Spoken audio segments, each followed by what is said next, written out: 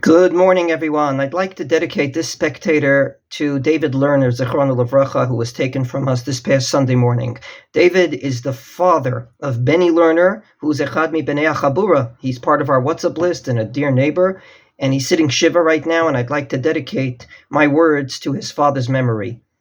At his Levaya, his Rabbi Avi Kanai, mentioned that he was one of the regulars in shul. He was there on time to the extent that if he wasn't there for Shabbos, he would foretell the rabbi to make sure that the rabbi knows he's not avoiding him, but rather he's just not around for Shabbos.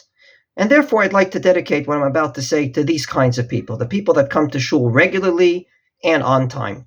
On the Yom Tov of Pesach, every single day, we change the Torah reading. We take out 2 Torahs every day of Pesach.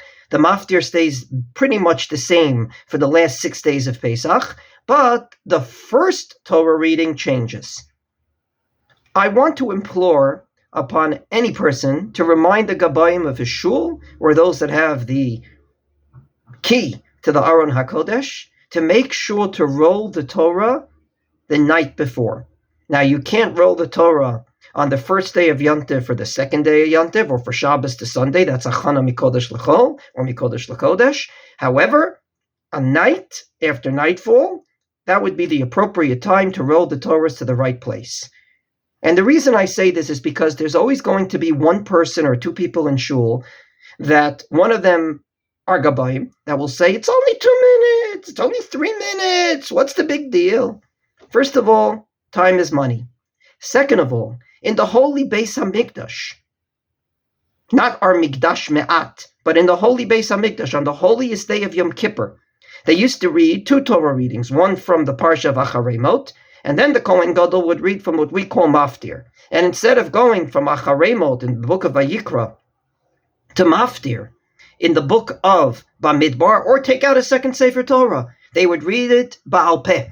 The second Torah reading was not read from the scroll, but rather by heart. Why? Tircha D'Tzibura. So if on Yom Kippur, when no one has anything better to do, there's a Tircha D'Tzibura, all the more so on Pesach when the Matzah Brai is calling, or work is calling, or the Chol HaMoed Tiyulim are calling, no excuse that there should be any delays, not at the beginning of davening, and not as we go through davening. Therefore, once again, every Gabbai should be sensitive to this law of Tircha D'Tzibura. If in the Beis HaMikdash they were willing to forego the law that you're not allowed to read a written scroll Ba'al Peh, just because of Tircha D'Tzibura, how much more so in our small Beis HaMikdash, our shuls, we should be sensitive to this all through Yom Tov. Le'ilui Nishmat David Lerner Zechron Livracha, wishing everyone a good day.